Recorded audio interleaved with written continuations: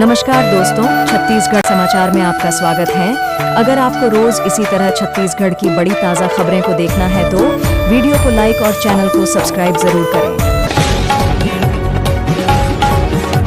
Indian navy में lieutenant बने छत्तीसगढ़ के देवेंद्र आईने के सामने सीखा अफसर स्टाइल में अंग्रेजी बोलना। पुणे में हाल ही में नेशनल डिफेंस एकेडमी की पासिंग आउट परेड हुई। इस सैन्य इंस्टीट्यूट में सीना ताने छत्तीसगढ़ के देवेंद्र साहू भी मार्च पास्ट कर रहे थे। पासिंग आउट परेड पुणे के खड़गवासला स्थित एनडीए परिसर में हुई। रिटायर्ड सेना प्रमुख जनरल वी.के. सिंह ने परेड की सलामी ली। उन्होंने कैडेट्स को प्रेसिडेंट्स अवार्ड दिए। इसी के साथ भिलाई के देवेंद्र अब भारतीय नौसेना में लेफ्टिनेंट बन चुके हैं। पति के सामने बाइक पर बैठकर प्रेमी संग भागी दुल्हन बिलासपुर में शादी के 20 दिन बाद नवविवाहिता अपने पति के सामने उसे छोड़कर प्रेमी के साथ बाइक पर बैठकर चली गई। इससे पहले प्रेमी और उसके साथियों ने पत्नी के सामने ही उसके पति की पिटाई कर दी। यह घटना उस वक्त हुई जब पति ससुराल से अपनी पत्नी को साथ लेकर घर आ रहा था। पुलिस ने मारपीट का मामला दर्ज कर जांच शुरू कर दी है। यह घटना तोरवा थाना क्षेत्र की है। पीड़ित अंकित महिलांगे मस्तूरी के ग्राम आंकड़ी का रहने वाला है और वो रायपुर में एक कंपनी में काम करता है। अंकित की 20 दिन पहले ही उसकी शादी ग्राम भैंसा बोर्ड निवासी रंजिता जोशी से हुई थी। शादी के बाद परंपरा के अनुसार नवविवाहिता रंजिता अपने मायके चली गई। कोल्ड ड्रिंक की बोतल में शराब भरकर स्कूल पहुंचा हेडमास्टर। छत्तीसगढ़ के बालोद जिले में एक हेडमास्टर सरकारी स्कूल में नशे की हालत में पहुंचा। उसने कोल्ड ड्रिंक की बोतल में शराब भर रखी थी। क्लास में ही हेडमास्टर पैक बनाकर पीने बैठ गया। इसी दौरान भाजपा नेता और कार्यकर्ता वहां पहुंच गए। उन्होंने शिक्षक को रंगे हाथ पकड़ लिया। इसका वीडियो भी सामने आया है। जानकारी के मुताबिक यह घटना मंगलवार सुबह करीब 11 बजे की है। डोंडी ब्लॉक के ग्राम चिपरा स्थित प्राथमिक शाला में पदस्थ प्रधान पाठक सरजू राम ठाकुर नशे में स्कूल पहुंचा था। उसकी हालत देखकर स्कूल के कुछ पालकों ने नाराजगी जताई और भाजपा नेताओं को सूचना दी। लोन नहीं पटाने पर होटल और ज्वेलरी शॉप सील। अंबिकापुर के गुदरी चौक में संचालित हरिओम ज्वेलरी शॉप और होटल माउंटेन को सेंट्रल बैंक और प्रशासनिक अमले ने सील कर दिया है। यह कार्रवाई व्यवसायी के लोन अमाउंट नहीं पटाने के कारण की गई है। बैंक के लोन का अमाउंट बढ़कर 3 करोड़ रुपए हो गया है। सेटलमेंट ऑफर के बाद भी व्यवसायी ने लोन अमाउंट जमा नहीं किया। जानकारी के मुताबिक गुदरी चौक में स्थित हरिओम ज्वेलर्स के संचालक राजेश सोनी ने साल 2019 में सेंट्रल बैंक ऑफ इंडिया से होटल निर्माण और व्यवसाय के लिए लोन लिया था। कोविड काल के दौरान ज्वेलरी शॉप और होटल संचालक ने बैंक के किश्त का भुगतान नहीं किया।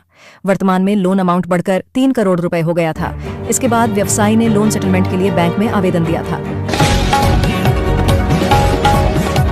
अवैध शराब और गांजा तस्करी करते 2 आरोपी गिरफ्तार। छत्तीसगढ़ के मोहल्ला मानपुर अंबागढ़ चौकी जिले में पुलिस ने अवैध शराब और मादक पदार्थों के खिलाफ कार्रवाई करते हुए 2 लोगों को गिरफ्तार किया है।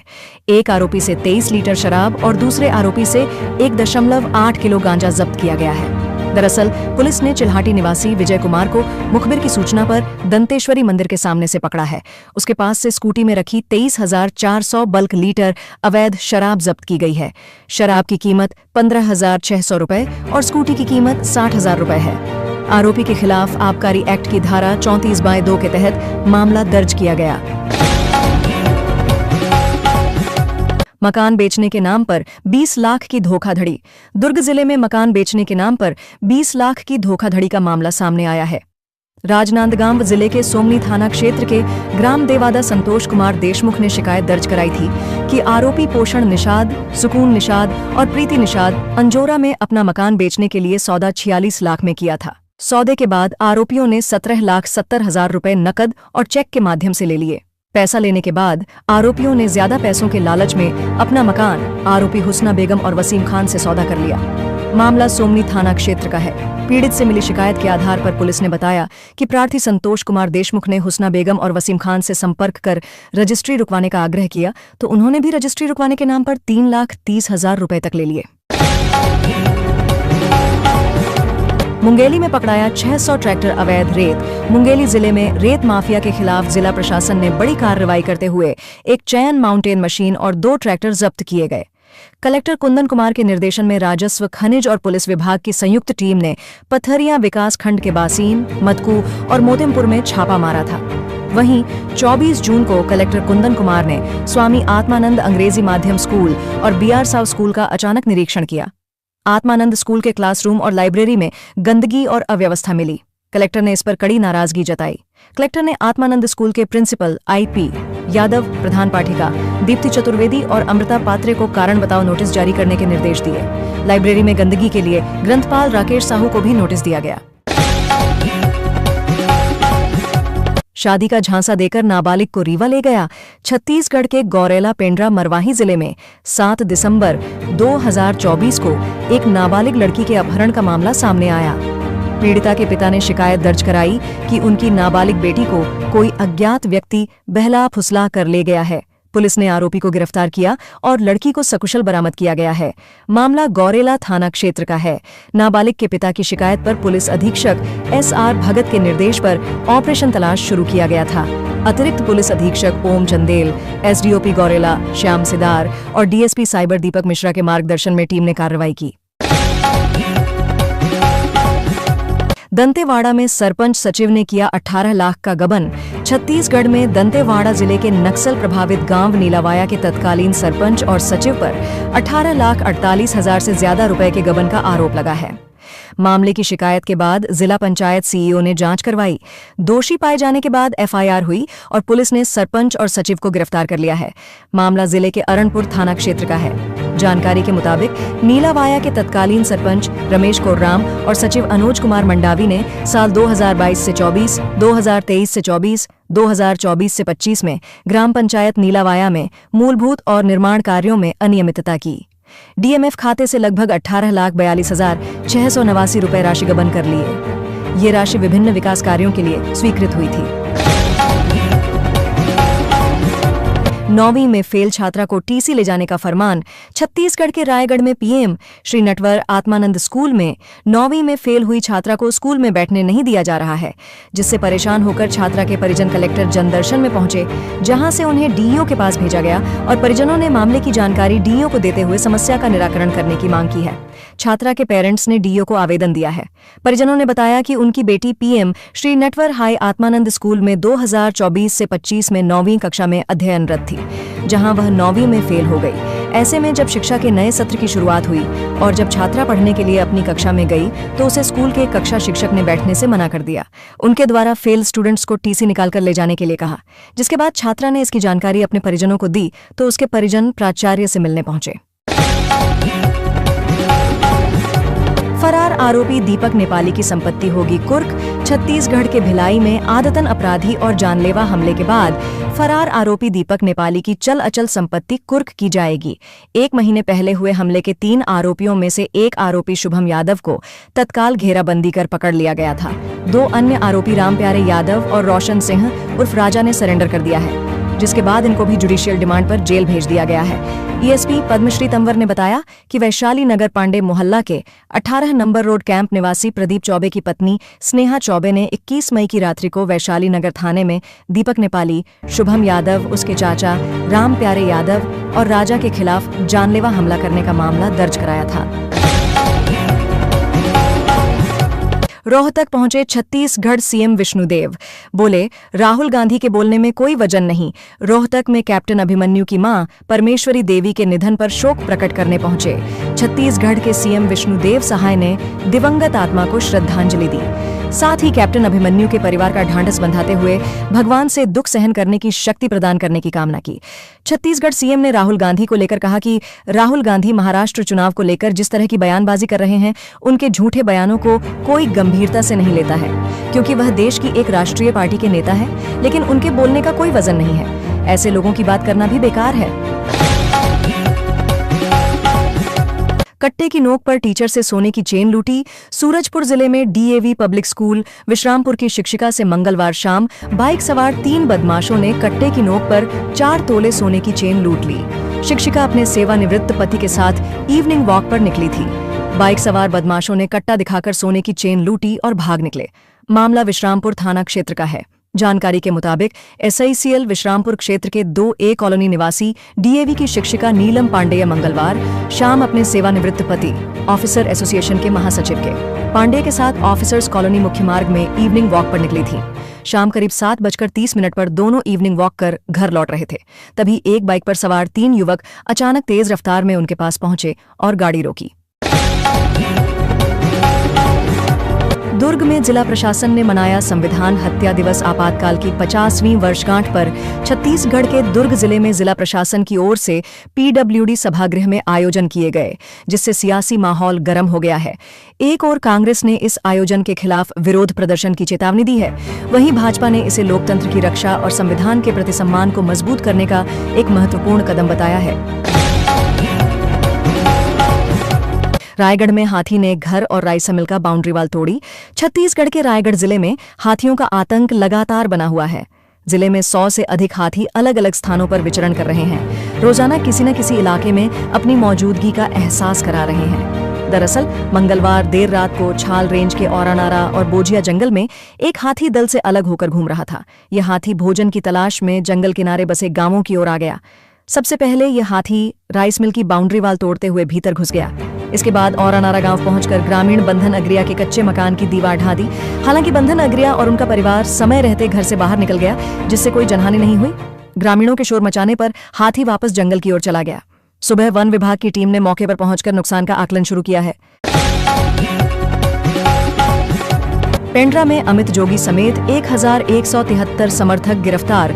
छत्तीसगढ़ के पेंड्रा में जेसीसीजे अध्यक्ष अमित जोगी समेत उनके 1173 समर्थकों को गिरफ्तार किया गया है। बुधवार को ये कार्रवाई पूर्व मुख्यमंत्री अजीत जोगी की मूर्ति विवाद को लेकर हुई। पुलिस प्रशासन ने सभी लोगों को पेंड्रा स्थित लाल बंगला अस्थायी जेल में रखा। हालांकि कुछ देर बाद मुचलके पर सभी को छोड़ दिया गया। अमित जोगी ने गिरफ्तारी के दौरान कहा कि जरूरत पड़ी तो इसके लिए कोर्ट भी जाएंगे। दरअसल पेंड्रा में बुधवार को अमित जोगी अपने सैकड़ों समर्थकों के साथ ज्योतिपुर चौक पर पहुंचे, जहां पूर्व मुख्यमंत्री अजीत जोगी की प्रतिमा स्थापित करने की कोशिश की। युक्तियुक्तकरण का विरोध। बलौदाबाजार में कांग्रेस ने डीओ ऑफिस घेरा। बलौदाबाजार जिले में स्कूलों के युक्तियुक्तकरण मर्जिंग नीति के खिलाफ कांग्रेस ने जिला शिक्षा अधिकारी कार्यालय का घेराव किया। कांग्रेस के राष्ट्रीय संयुक्त सचिव विजय जांगिड़ के नेतृत्व में प्रदर्शनकारियों ने तहसीलदार को राज्यपाल के नाम ज्ञापन सौंपा। उनकी मांग है कि युक्तियुक्तकरण नीति वापस ली जाए। कांग्रेस का कहना है कि इस नीति से ग्रामीण क्षेत्रों में शिक्षा का स्तर गिरेगा, बच्चों को दूर के स्कूलों में जाना पड़ेगा। कांग्रेस ने चेतावनी दी है कि अगर सरकार ने यह नीति नहीं रोकी तो आंदोलन तेज किया जाएगा।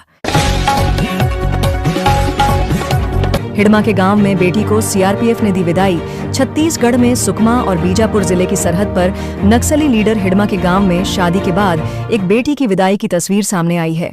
परिवार के साथ बेटी सीआरपीएफ कैंप पहुंची, अफसर और जवानों से मिली, पैर छुए। जवान और अफसरों ने भाई बनकर उसे विदाई दी, नजर उतारी और जमकर थिरके।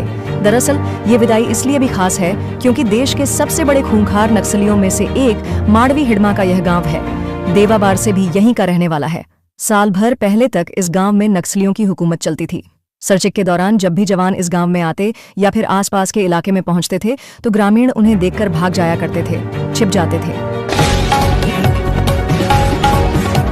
रायपुर दुर्ग समेत 4 सांसद कर चुके हैं मांग। बिलासपुर रीवा एक्सप्रेस का होगा विस्तार। रीवा बिलासपुर ट्रेन को दुर्ग तक चलाने के लिए हलचल तेज हो गई है। रेलवे ने ऑपरेटिंग और कमर्शियल अफसरों की एक टीम बनाई है। ये टीम ट्रेन की टाइमिंग और गाड़ी को यार्ड में खड़ी करने की जगह समेत कई बिंदुओं पर अध्ययन करेगी। टीम यह भी पता लगाएगी कि ट्रेन को रायपुर या दुर्ग तक विस्तारित किया जाए। यात्रियों की अनुमानित संख्या का भी पता लगाया जाएगा। 2 सप्ताह में टीम अपनी रिपोर्ट रायपुर मंडल को सौंप देगी। बता दें कि रीवा से रायपुर तक के लिए कोई सीधी ट्रेन उपलब्ध नहीं है। रायपुर और दुर्ग से रीवा जाने वाले यात्रियों को बिलासपुर जाकर ट्रेन पकड़नी पड़ती है। बस्तर की 24 बेटियां को सैन्य प्रशिक्षण। कोंडागांव जिले के परचनपाल में बालिका बटालियन का वार्षिक प्रशिक्षण शिविर चल रहा है। परचनपाल में 22 जून से 1 जुलाई तक चलने वाले इस शिविर में 24 छात्राएं हिस्सा ले रही हैं। सेकंड ऑफिसर पद्मा पांडे के नेतृत्व में आयोजित इस शिविर में कोंडागांव के कई स्कूलों की छात्राएं शामिल हैं। इनमें PM Shri school, MG ward Kondagaon, Shampur school, Bade Dongar school और माकड़ी स्कूल की छात्राएं शामिल हैं। भारतीय सेना के विशेषज्ञ छात्राओं को कई महत्वपूर्ण विषयों का प्रशिक्षण दे रहे हैं। इसमें सैन्य अनुशासन के लिए ड्रिल, हथियारों के सुरक्षित उपयोग के लिए फायरिंग और नक्शे से दिशा निर्धारण का प्रशिक्षण शामिल है। साथ ही अस्थायी शिविर लगाने, आग बुझाने और बुश रणनीति की जानकारी भी दी जा रही है।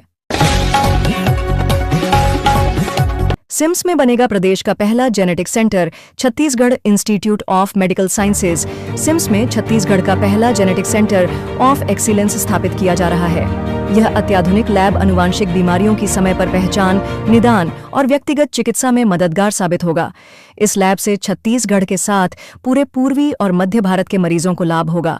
प्रदेश के जनजातीय क्षेत्रों में व्यापक रूप से फैले सिकल सेल रोग की सही और समय पर पहचान में यह लैब अहम भूमिका निभाएगी। गर्भवती महिलाओं की सिकल सेल की जेनेटिक जांच से जन्म से पहले ही भ्रूण में रोग की स्थिति का पता लगाया जा सकेगा। आरटीई में दाखिला लेने दूसरे चरण की प्रक्रिया 1 जुलाई से निशुल्क एवं अनिवार्य बाल शिक्षा अधिकार अधिनियम 2009 के तहत सत्र 2025 से 27 के लिए द्वितीय चरण में छात्र पंजीयन की प्रक्रिया 1 जुलाई से शुरू होगी। आवेदन की अंतिम तिथि 12 जुलाई तय की गई है। 2 से 19 जुलाई तक नोडल अधिकारी दस्तावेजों की जांच करेंगे। त्रुटियों की जानकारी अभिभावकों को देंगे। जिले के पात्र बच्चे जो निजी स्कूलों में नर्सरी, केजी और पहली कक्षा में दाखिला लेना चाहते हैं, वे आरटीई पोर्टल के माध्यम से ऑनलाइन पंजीयन कर सकेंगे। लॉटरी और सीट आवंटन की प्रक्रिया 22 से 23 जुलाई तक चलेगी। स्कूलों में दाखिला 25 से 31 जुलाई तक किया जाएगा। इसके लिए सूचना जारी कर दी गई है। कमरे का ताला तोड़कर बाइक ले गए चोर। अंबिकापुर पुराना बस स्टैंड के पास एक दुकान में काम करने वाले युवक की बाइक चोरी हो गई। युवक सोनू राजवाड़े ग्राम कुमदा थाना बिश्रामपुर का रहने वाला है। वह भगवानपुर दास कॉलोनी में किराए के कमरे में रहता है। वह अरुण आइसक्रीम की दुकान में काम करता है। कुछ दिन पहले वह बाइक से दुकान गया था। रात करीब 11 बजे काम खत्म कर घर लौटा। बाइक कमरे में खड़ी की और दोस्त के घर सोने चला गया। सुबह 6 बजे लौटा तो देखा कि कमरे का ताला टूटा हुआ था। अंदर जाकर देखा तो बाइक गायब थी। चोर ने ताला तोड़कर कमरे में घुसकर बाइक चोरी कर ली थी। सोनू ने आसपास काफी तलाश की, लेकिन बाइक का कोई सुराग नहीं मिला। 23 जून को थाने में रिपोर्ट दर्ज कराई। मड़वा पावर प्लांट में 215 दिन से हड़ताल।